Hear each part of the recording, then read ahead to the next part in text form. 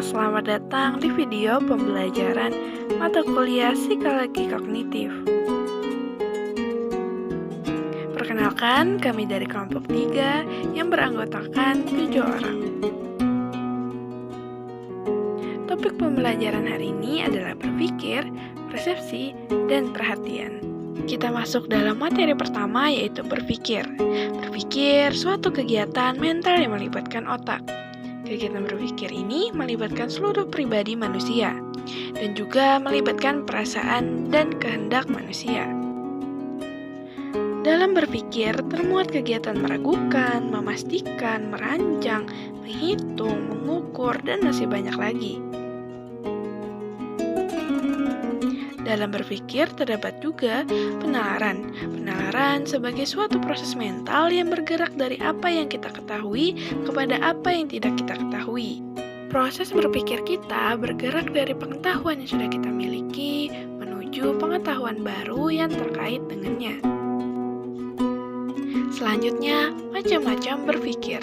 Yang pertama ada berpikir autistik, yang disebut juga dengan melamun. Kemudian ada berpikir realistik, sering pula yang disebut dengan reasoning ataupun bernalar.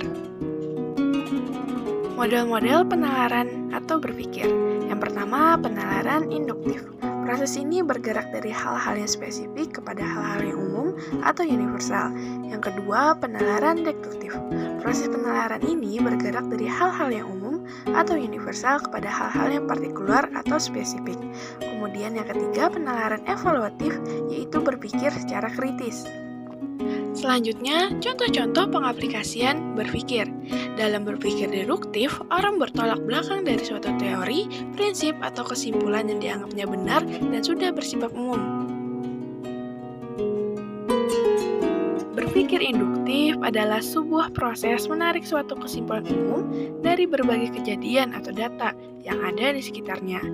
Berpikir induktif ini dasarnya adalah sebuah observasi. Kemudian berpikir evaluatif.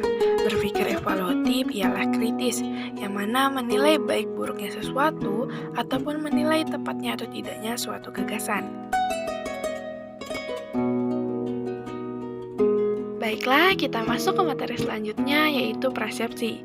Sudah kita ketahui bahwa setiap individu pasti memiliki persepsi. Persepsi itu pun pasti berbeda-beda setiap individunya, dan kita tidak bisa memaksakan persepsi kita kepada orang lain.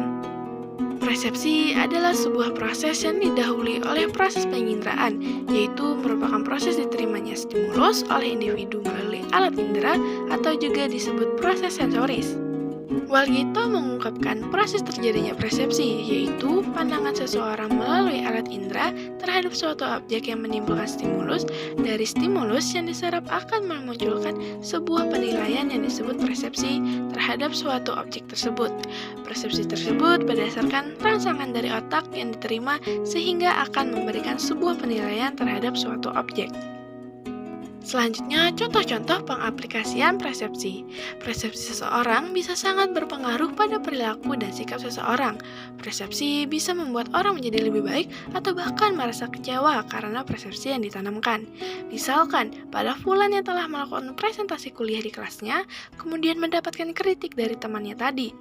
Nah, pada kasus ini, ada kemungkinan dua reaksi yang akan muncul tergantung persepsi Fulan terhadap kritik tersebut.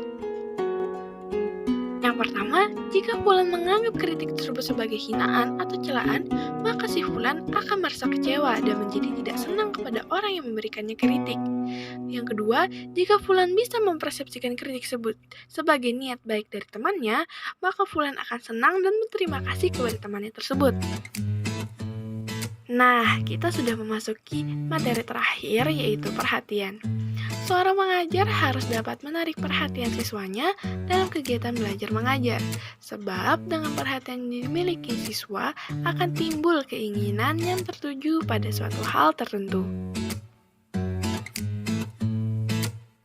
Dalam Kamus Besar Bahasa Indonesia, perhatian diartikan sebagai hal memperhatikan atau apa yang diperhatikan. Sumadi Suryabrata mengungkapkan perhatian adalah perumusan tenaga psikis yang tertuju pada suatu objek atau banyak sedikitnya kesadaran yang menyertai suatu aktivitas yang dilakukan. Sedangkan menurut Jalaluddin Rahmat, perhatian adalah proses mental ketika stimuli atau rangkaian stimuli menjadi menonjol dalam kesadaran pada saat stimuli lainnya melemah. Nah, dengan demikian, maka dapat disimpulkan bahwa perhatian adalah merupakan salah satu faktor psikologis yang mempunyai sifat-sifat yang menonjol, baik dari dalam maupun dari luar individu, yang dapat membantu dalam interaksi belajar mengajar. Sedangkan proses timbulnya perhatian secara singkat oleh Dakir dijelaskan sebagai berikut, yaitu pertama ada rangsangan yang menonjol dari objek, rangsangan diterima oleh indera, dibawa masuk ke syaraf ke dalam otak, lalu diserap oleh persepsi. Selanjutnya, atas dasar cara timbulnya, perhatian dibedakan menjadi dua, yaitu perhatian spontan dan juga perhatian kesehendak. Misalnya, para mahasiswa sedang mengikuti perkuliahan yang diberikan oleh dosen baru. Hal ini merupakan perhatian yang disengaja. Kemudian, terdengar suara ribut di samping ruang kelas, sehingga para mahasiswa menengok. Perhatian ini merupakan perhatian yang tidak disengaja untuk mengetahui apa yang sedang terjadi. Kemudian, atas dasar luasnya objek yang dikenai perhatian, perhatian dibedakan menjadi dua, yaitu perhatian terpencar dan perhatian terpusat. Contoh perhatian yang distributif dapat dilihat pada seorang supir yang sedang mengendalikan kendaraan. Pada suatu saat, perhatiannya dapat tertuju kepada bermacam-macam objek, seperti keadaan lalu lintas maupun rambu-rambu lalu lintas. Kemudian, perhatian terpusat pada suatu saat hanya dapat tertuju kepada objek yang sangat terbatas. Contohnya, ketika seseorang sedang memperbaiki sebuah jam.